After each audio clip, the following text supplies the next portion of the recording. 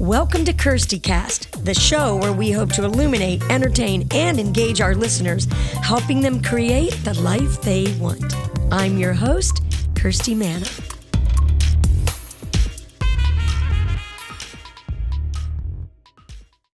Hi, everyone. I'm Kirsty Manna, and welcome to KirstyCast. Well, it's nice to see you again. I know I've been kind of radio silent for the last few months. I was out on the road last year with Tori Martin on Lucky Sky Music, and we were touring all over the place. She opened for Drew Baldridge in the early winter, and we had a great time out on the road, got to see family and friends. We went up north, even went to Ohio, and it was a lot of fun. So today, I'm back on it with KirstyCast, and I'm so happy to see you here. And I'm excited to have this guest with me, my first guest of 2025, and she is somebody with a very, very interesting story, but we'll get to that in a minute. The thing I wanted to talk to you about today for a few minutes was, who's your influencer? Or what is your influencer? I've had a lot of great influencers in my life. One of the greatest ones, and I know you've probably heard me mention him before, was my acting coach, Tom Capps. He really helped me see myself more as an artist. And one of the ways that he helped all of us do that in that class, I studied with him for 3 years, was to read the book, The Artist's Way. Now, I don't know if you've ever read that book by Julia Cameron, but it's one book that you can read over and over again because it asks you to do some journaling. And as you know, as you go through life, things that you care about the most and things that you feel the most about change.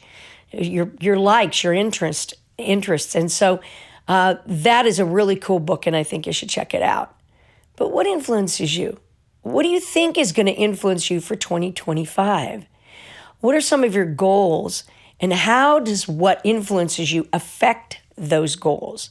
Well, for me, the big influencer is time, because I'm working with Lucky Sky Music now. I'm still a full-time songwriter and a publisher, which is a big job in itself. I have to really watch my time. And so when it comes to things that I want to do for myself, some of my goals are what I'm doing right now, focusing on this podcast because I really feel like I have a message for girls and women, kind of a throwback to my Songwriter Girl days. And you may have noticed that I held some Songwriter Girl pop-up events this past year, and I plan to do more of them in 2025. I just can't let go of that whole mission of exposing girls and women to the world in such a way that their art is heard and they're understood as songwriters and as artists. So I hope you're going to check out some of the YouTube shorts and some of the other pictures and also posts on my Instagram that include a lot of those artists that performed. So let's check out our first guest of 2025. And I want you to pay attention to her influencers. Maybe some of them are the same as yours. While you're at it, why don't you make a list of what influences you? Why don't you make a list of the art that influences you? The music, the food, that's a big one for me. The people that you follow on social media, if you are a social media maven. I hope you're going to enjoy this interview. I think it's going to be great. And stick around to the end because she's going to perform for us. Stick around for the Shiro Spotlight.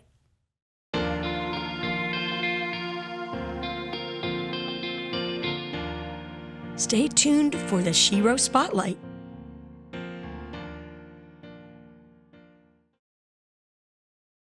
Welcome back, everybody, to KirstyCast. We were talking on the break. This is my dear friend and guest for today, Cindy Alter, and we were just talking about, wow, we're like in the middle of it here. Yes. We were talking about getting bookings. The business The business of of booking. music and booking. Yeah. And we were saying that, it's all very well to sit on your couch and be a star in your own living room. Right. And if that's what turns you on, hey, go ahead. But if you want to work, you got to get out there and you've got to book yourself. Yeah.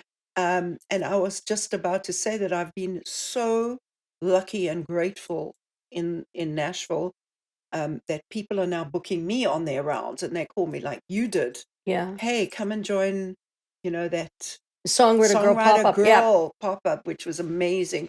And I mean, you're known, Kirsty. Whoever I am, it's I okay. don't know who My she parents is. couldn't say my name, so no. Kirsty. I slur Rhymes with symptom. thirsty is what Yes, I there always you say. go. That's a good one. That, you reached out and you said, "Hey, would you like to be on the show?" Yeah. So it goes around and around. Then you see somebody that you think is good, Yeah. and you say, "Hey, I'd love to do a round with them and hopefully be on their round or whatever." And we all sort of look after each other in a way in Nashville. I find it a little bit more relatable in that way than Yeah. it was in LA, because I was in LA for 15 years. Well, for Pete's sake, we lived in LA. In Yes. LA, to me, I don't understand how anybody's an actress out there. It's insane how anybody could get from one audition to the other. Because when I was out there, I was dabbling in that some. I mean, I'd always studied acting, and I had a Oh, lot of okay. acting friends out there Yeah. at the time we lived there. And I went back and forth to LA quite a bit and got into voiceover stuff too. Okay. But me and my raspy voice, It's a good voice. yeah. It's a good voice for radio. Yeah, it is. It's but turn the camera off. Let's do radio. But anyway, I'm so glad to have you here. But what I was going to say you. when you were talking about people getting you on different rounds is like, I feel like I suffer from instrument discrimination because I play piano. And so a lot of times, you don't even get on festivals and stuff because you got piano, or so they're thinking, well, you got to rent the piano, or it's going to be too much to schlep the piano. Really? Oh, it's true. Because I've got 2 girlfriends in fact 3, Randy Driscoll, Yeah. Sarah Bonsignor, and Deb Bishop, who I was just telling you about. They've all got keyboards, and they come on board and they come to the round, and we put them on the side. Yeah. See, that's what I mean. You put them on the side. No, I'm kidding. I'm teasing. But not in a bad way. Yeah, I know It's what not you mean. it's not out I'm of kidding. camera and not in the dark. I'm just talking know about what you those. mean. Seriously, Yeah. I really think I know that's what you true. mean. But anyway, Hi. you and I, hello. We know each other kind of well. But I want to tell our listeners some things about you. Okay. Obviously, they know that you're not from these parts because you Right. have that lovely accent. And so you are from South Africa. South Where? Africa, very far south. Johannesburg in South Africa. Oh, wow.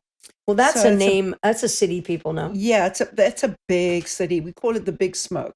The Big Smoke. Yeah. Why that? It's the city.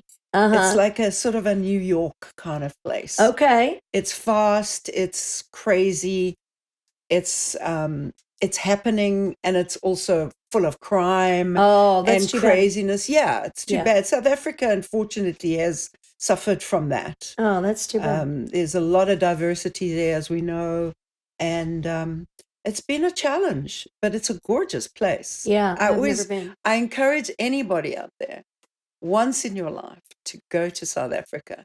Go on a safari.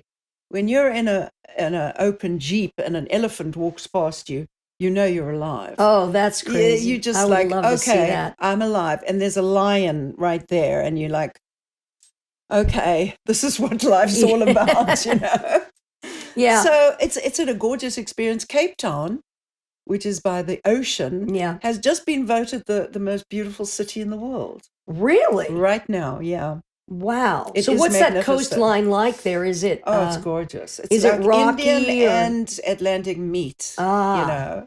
Gorgeous. So it's beautiful. It is a rocky coastline, but there's tons of gorgeous beaches all the way down and around. Oh, that's cool. Beautiful beaches. Yeah. That's beautiful. Well, I'll have to go there someday. You should It go sounds there wonderful. I would love a safari, though. I would think that would be a It's photographic spectacular. safari. I Well, the think. good thing is, like, the animals are free. Yeah. You're in their domain, Yeah.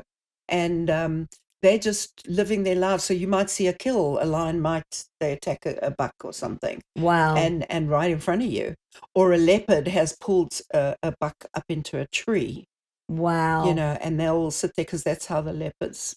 That's how they they hunt, hunt. and eat and everything. Yes. This is Kirsty Cast Wildlife Center. No, I'm kidding. That's great. I love that. I love animals. Travelocity. Travel log. I love it. That's a lot of fun. Well, you're also influenced by some of the same artists that I was influenced by, and you listen Really? to Carole King, James Taylor. I was thinking about Yes. that this morning. Yes. And who else influenced you?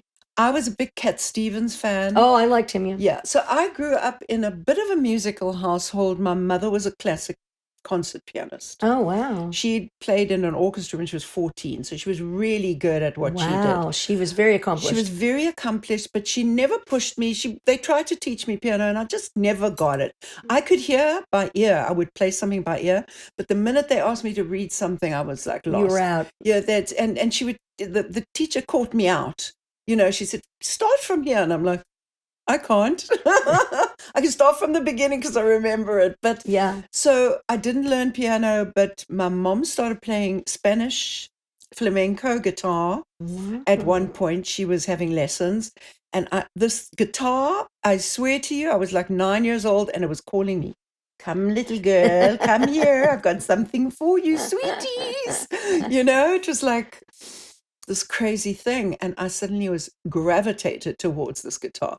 So I had such a diverse background. Yeah. I was listening to my mother's classical stuff. My dad was an aspiring but never ever sang opera singer. He just loved opera, and he could do like 3 seconds of an opera aria, like and then he was done. So that was my daddy. But he could play harmonica, like a mouth harp. He played ukulele. So he taught me ukulele from when I was a little girl. But we had like a banjo ukulele, Yes. the wooden one. And so I had that, and he used to play Maria Lanza and all these like opera guys. And then Elvis came in, and they would play Elvis and rock and roll. They were always having crazy parties. And so I had a good like mix of everything. I wasn't like, oh, I hate classical or I don't like opera. I had it all. Yeah. And Elvis. My parents were like that, though. I went to music school, and I was a piano major. Oh, wow. I was a voice major, and then I switched to piano. But my family, my dad was Italian, and he played accordion. Well, there you go. But he kind of did it for fun, I think. But my mom loved music. She loved music, I think, almost more than anybody I've ever met. Wow. But she played all kinds of music, and we were exposed to all kinds of music. And she always knew who the songwriters were. You see? Isn't that interesting? That's very interesting. Yeah. So that was kind of fun. So then I want to talk about you. We're skipping away and head into your late teens and stuff. But then you got into that group Clout.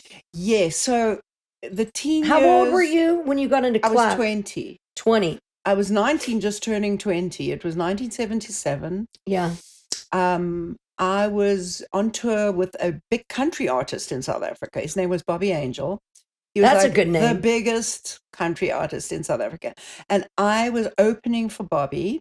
Their band was playing for me, and I was just doing covers like Linda Ronstadt and Bellamy Brothers and a couple of things. So I was starting to sort of get known, getting out there. People were starting to write about me and say, oh, there's this girl, Cindy Alter, and she sings, blah, blah, blah. Yeah. And I got back from this one tour, and I was about to start another tour with another band. Mm-hmm. And somebody called me and said, look, there's these girls, they're putting a girl band together. Do you want to audition? I said, oh, okay. They're looking for a rhythm guitarist and a backup vocalist. Wow. Okay, so I thought, They had your name written all over it. I could do this. I was a rhythm guitarist and I was a good singer. Yeah. So off I went, did the audition. She said, yes, you can be in the band. We're starting rehearsals next week. I said, well, actually, I'm going on tour next week for 2 weeks. We're going to the border.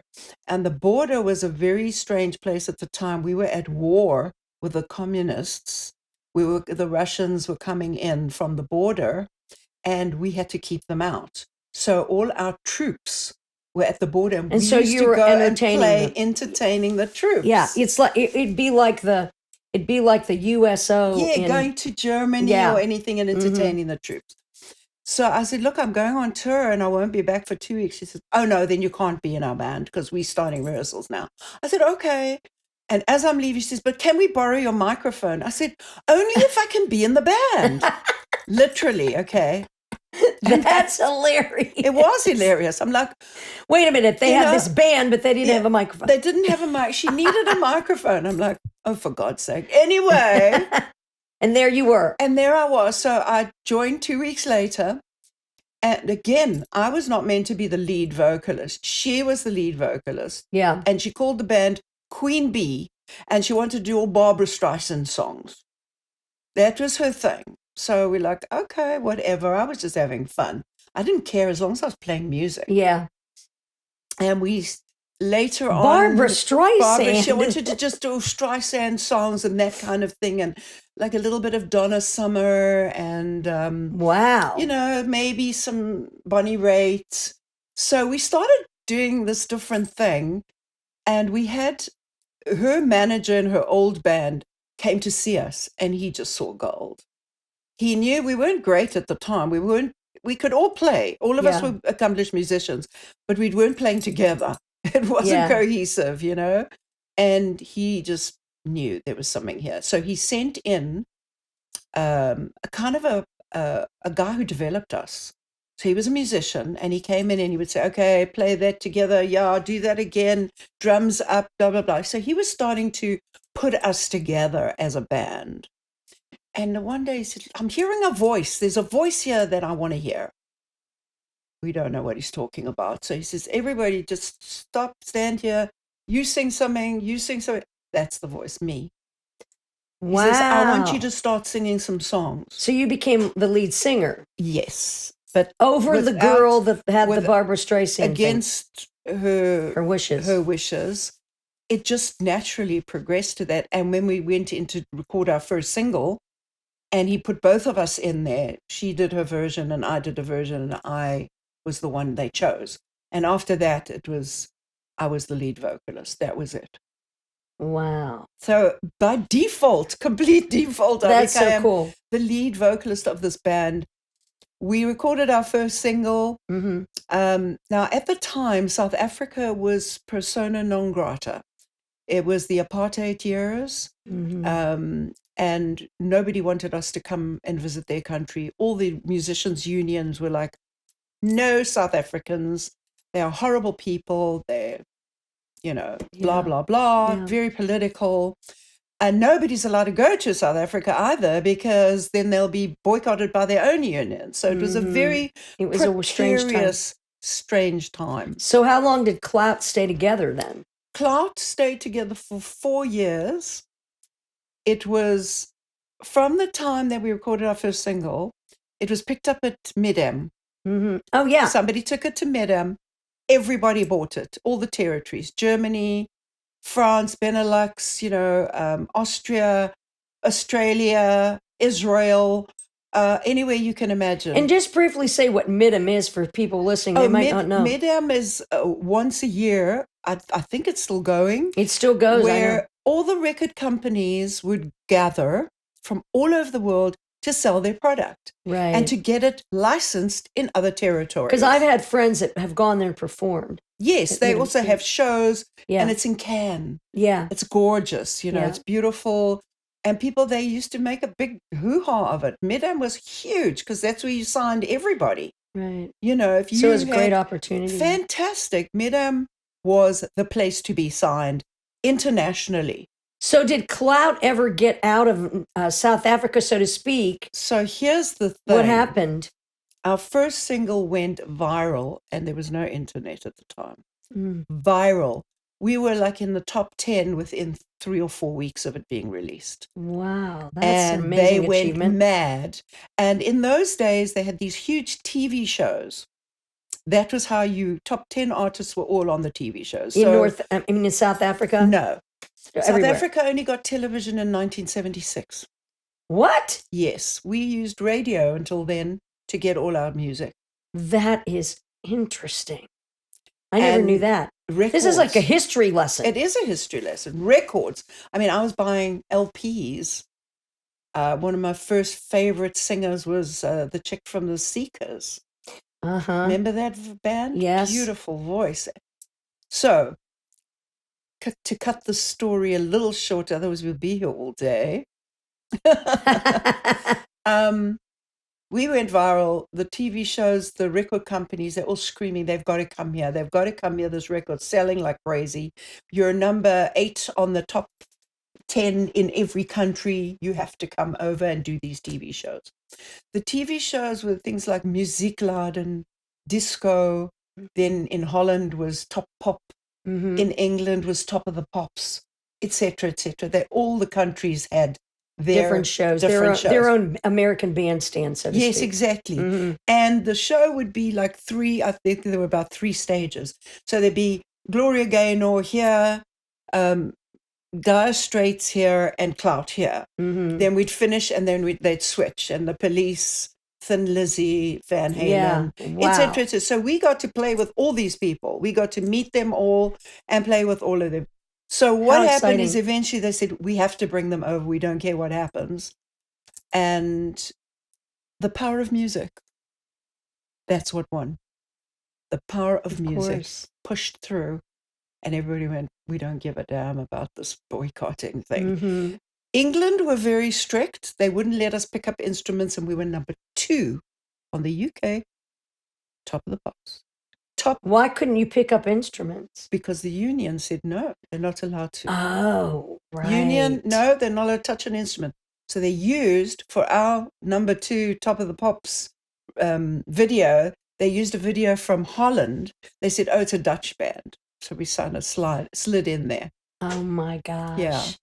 And that was history. I mean, by 1981, we'd sold 10 million albums. That's an amazing story. Yeah. Who wrote the song? The song was written, it was an old Righteous Brothers song, the first single. It was taken off one of their albums. It was a quiet song. It wasn't one of their hits. Written by Willie Wilson. Really? Yeah. So did you as a band write together or no? We did not. I wrote some songs that were recorded. Yeah. But we did not end up writing together as a band. So then Clout disbanded when? We disbanded in 1981, end of 1981, 82-ish. Our manager stole all our money.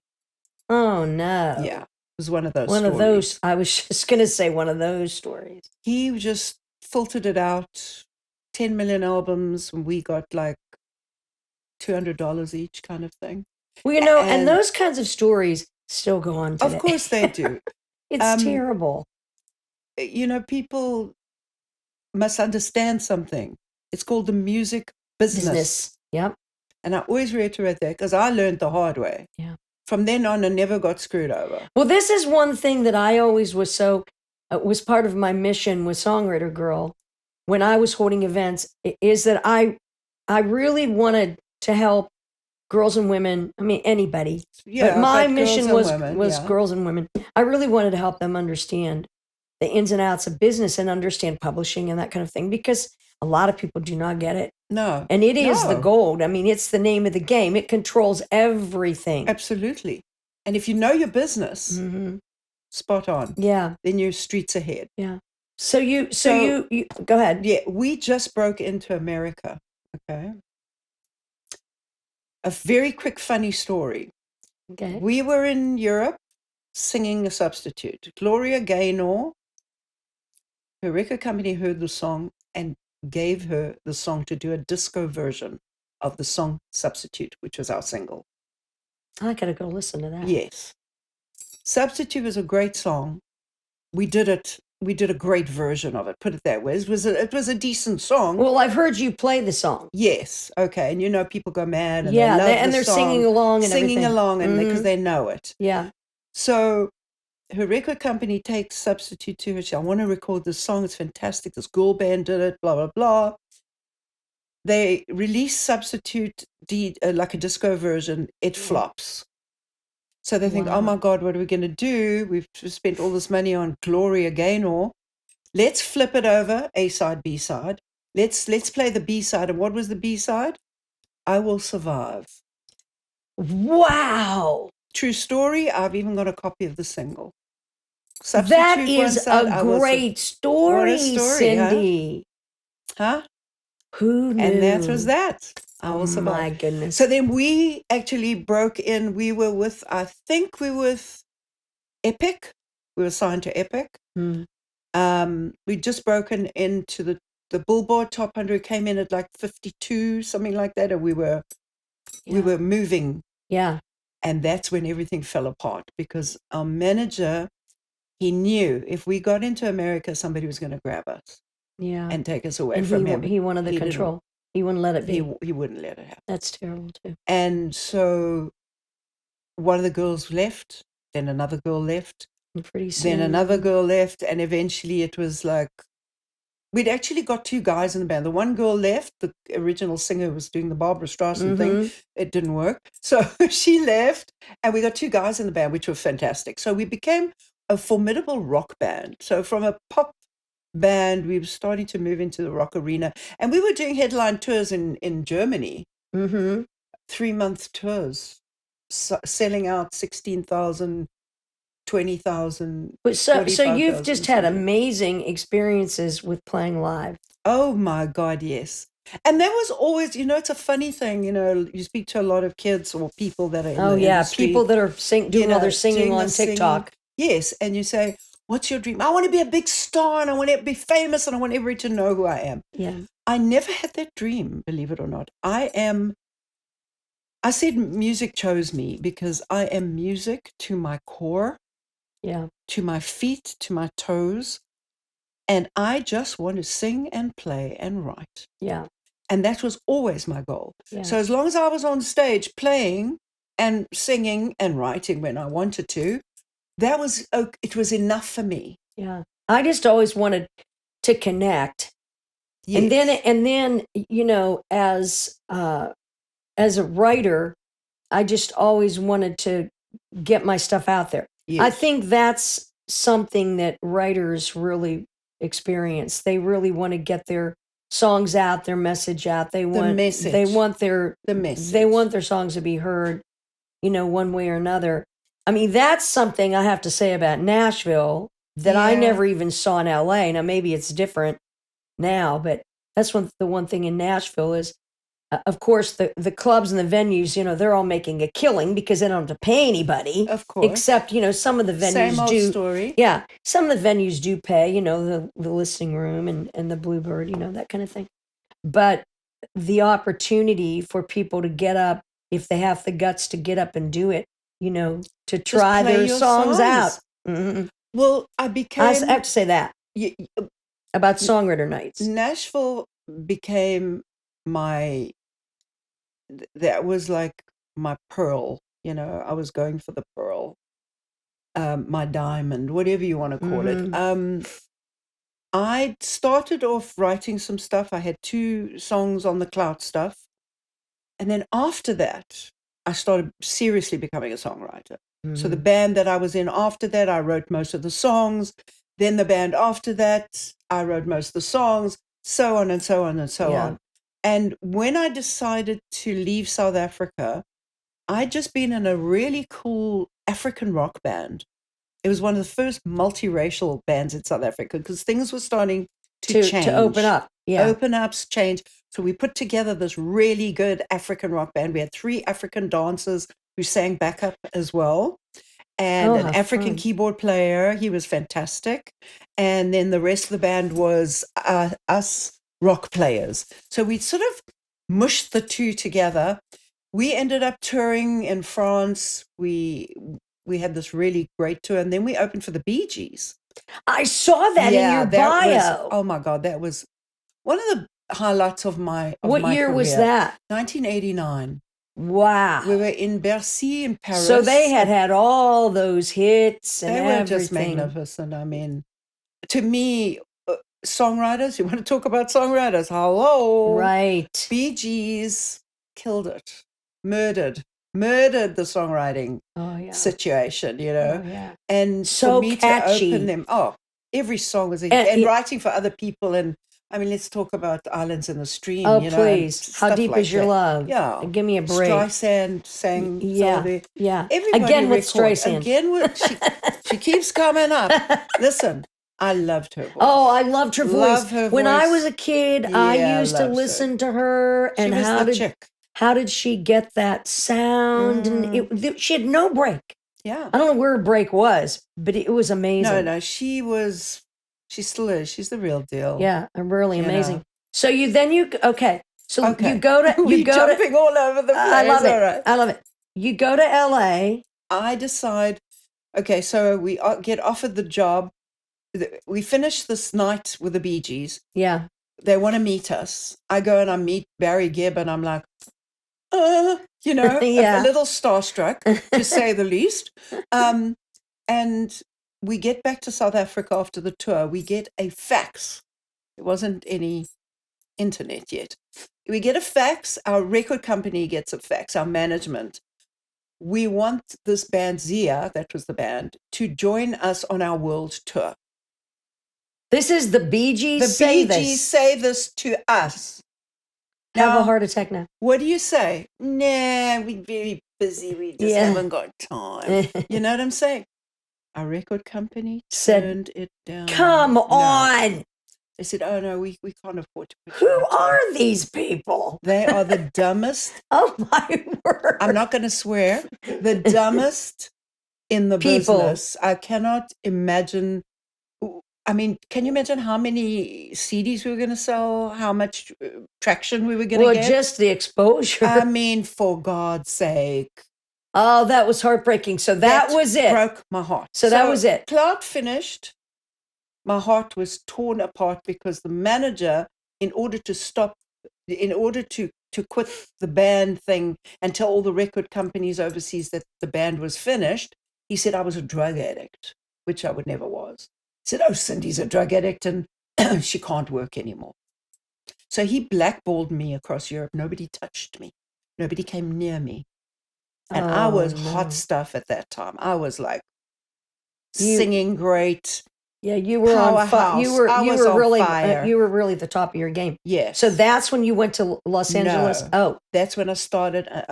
I firstly lay on the floor for a while, and eventually realized, well, I can't lie here for too much longer. yeah. I better get up. And I got up. I just got involved with a guy, and he said to me, "Listen, let's get you out there. Start playing. Just start doing something." Yeah. And then that led to the band. Then it led to the Zia band. Then it led to the Bee Gees thing. Yeah. So for the next the whole of the 80s, I was in South Africa and touring in Europe as well, doing that stuff. And then when they said no to the Bee Gees thing, I said, I'm done. I'm going to go live in LA and see what happens. Yeah. So I did. I moved to LA in 1990. Yeah. When I moved, it was just the start of boy bands, the Britney Spears kind of thing, and the songwriter thing was happening. The singer-songwriter was starting to emerge. It was the Sheryl Crow, Melissa Etheridge. Right. I I was there for that. That's cool. So you were inspired by all that.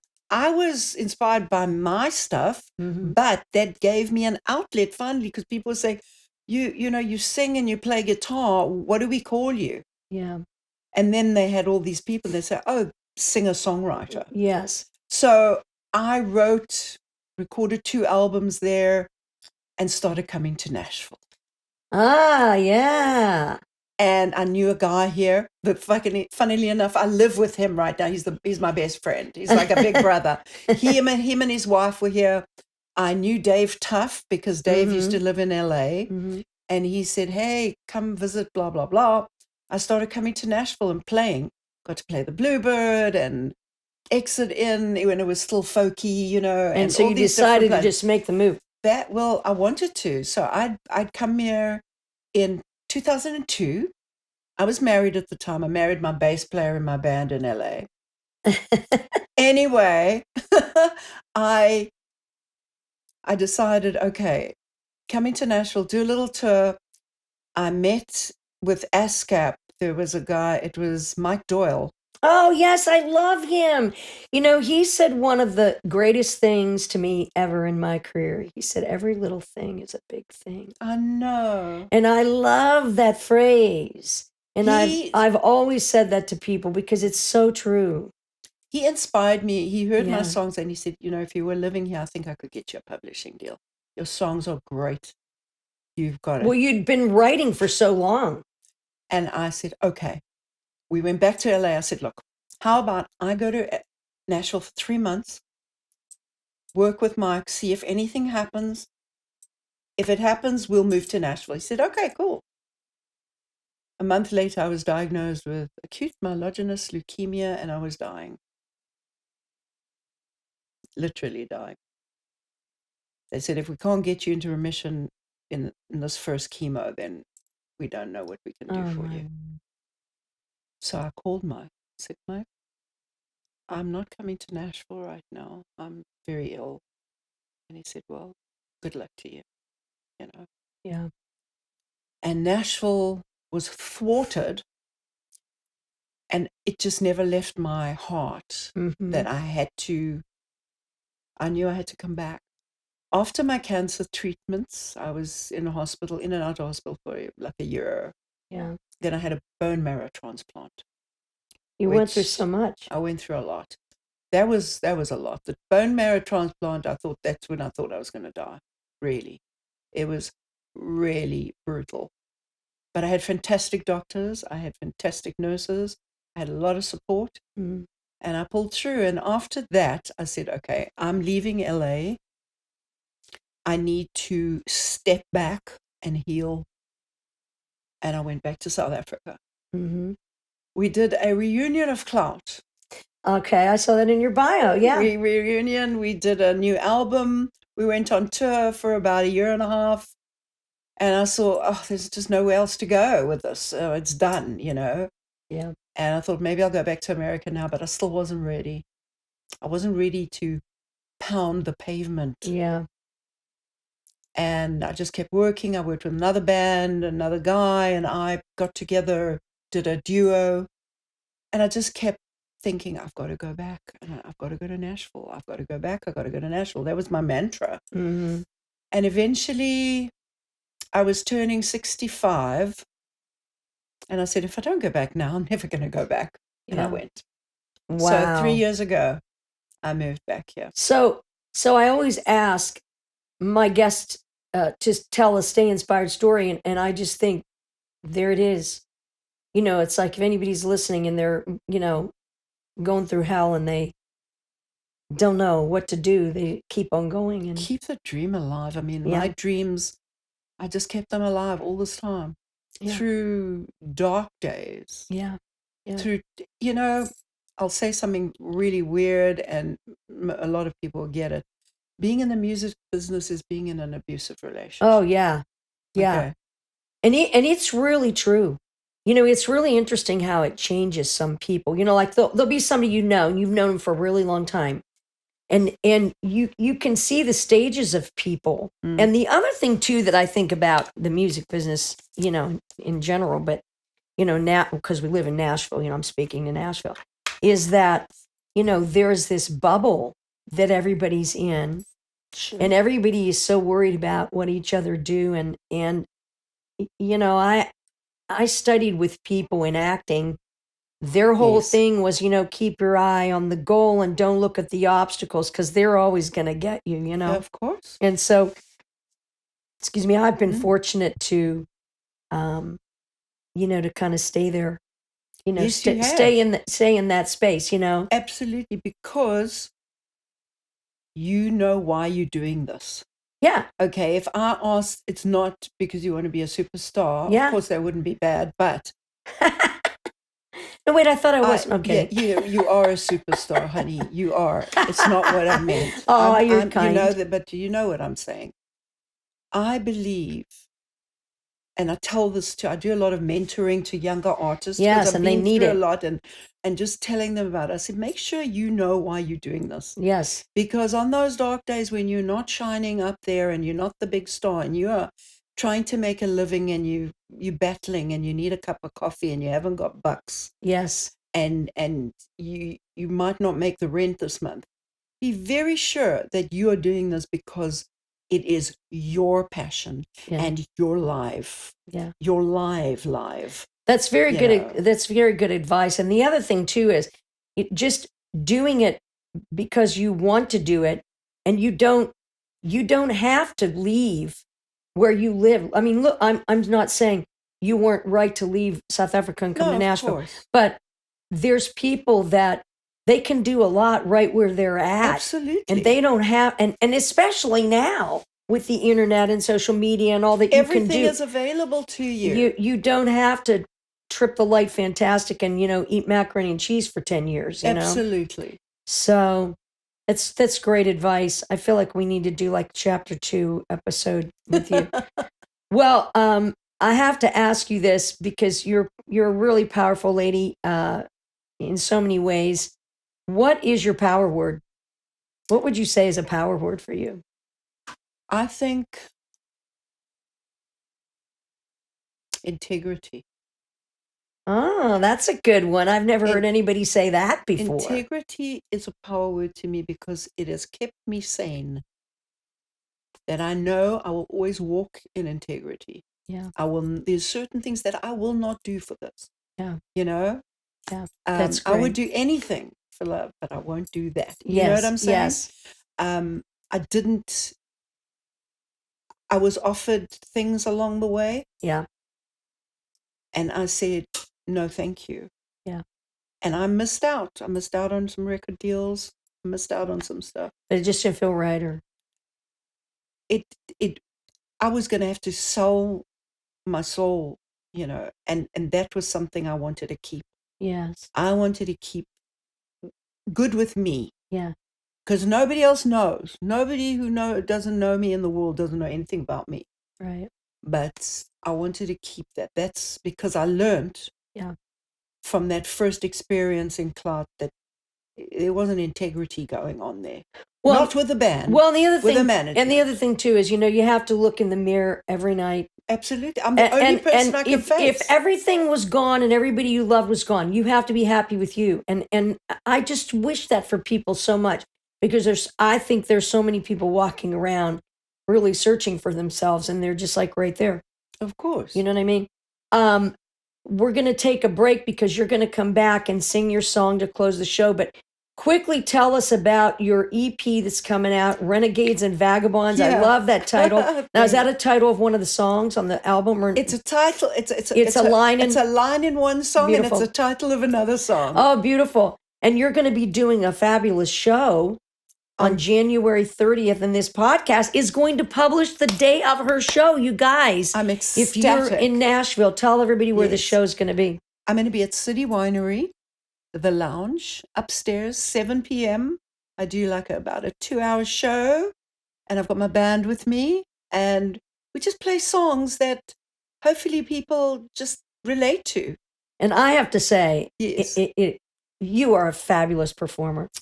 Your singing is so great, and it's so from the heart. It's really, it's one of the best shows I ever saw in this town. Oh my gosh. For real. Christy, that's wow. And you're so powerful playing acoustically. It's really great.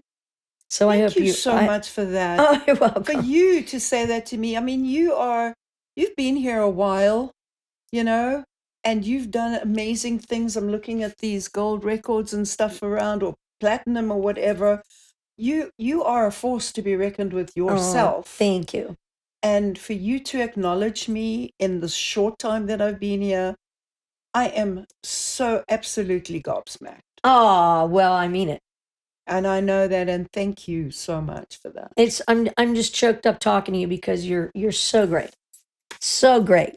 So everybody stick around, because you've got to hear the fabulous Cindy Alter. She's going to close the show with one of her songs. We'll be right back. You're my hero, more than a hero, and I look up to you every single day. Every day, my celebration, my inspiration is to be like you, but in my own way. You're my hero, more than a hero. I've spent years of self-discovery learning how to live a successful creative life. That's why I created my course, Spark Your Creativity, the Steps to a Successful Creative Journey, to help others discover their own potential. Your creative journey never ends. So why not invest in yourself and sign up for my course today at Kirsty.com. See you on the journey.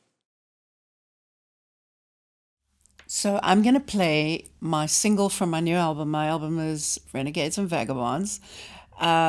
This song is called She's Doing Well. I kind of got to a point where I realized that nothing's perfect. We try so hard to be perfect in our lives. And we fall sometimes, and we get up, and we fall, and we get up. So whatever you have inside of you, embrace it all and support it all, because it's all part of us. So here we go.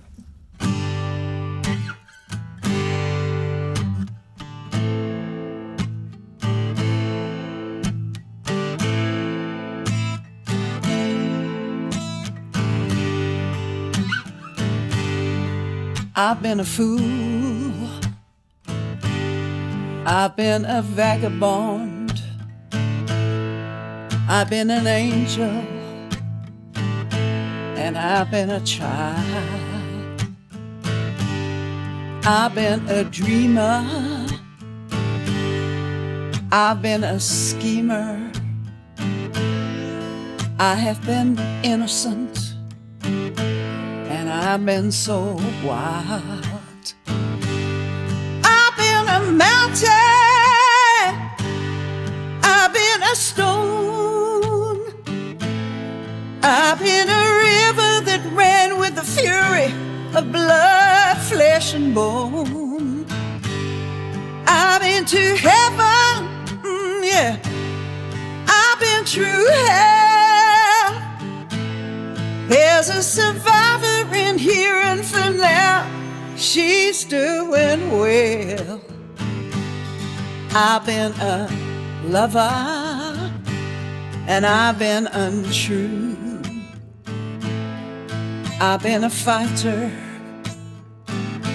and I've been misused. I've been to the ocean and to cities of gold. I was once beautiful, now I'm growing old. But I've been a mountain, I've been a stone, I've been a river that ran with the fury of blood, flesh, and bone. I've been to heaven, and I've been through hell.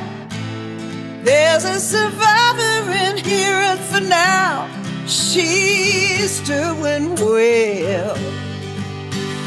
Here, in these glorious days, I'm at peace with myself, and I'm amazed that I found love in this time and place, when I never dreamed that I could be saved.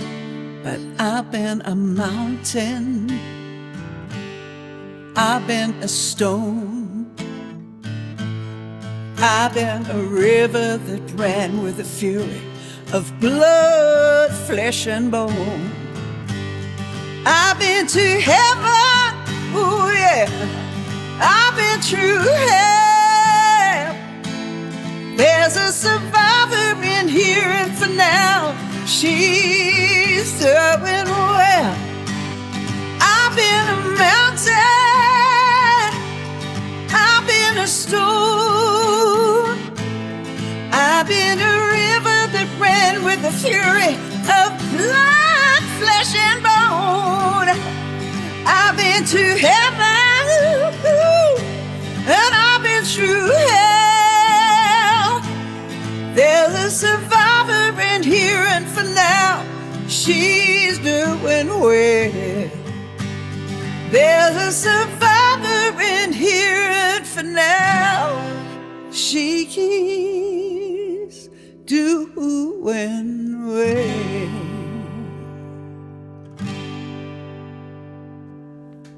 All right, Cindy, all Alter. Oh my gosh, that's so fantastic. Thank you. I love that song. It's so Thank inspirational. You. Thank you. Great. Conscious rock, you call yourself. Conscious rock. That's great. It's I love it. like people say they want a genre, you know.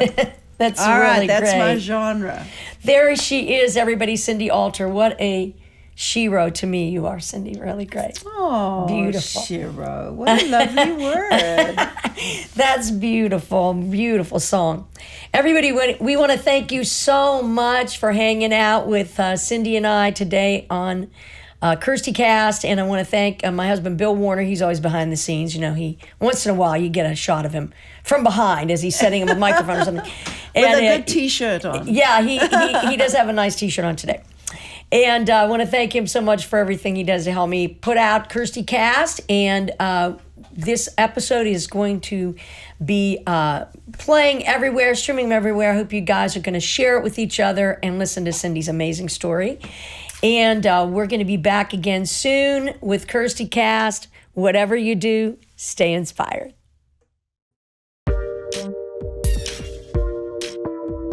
You've been listening to Kirsty Cast.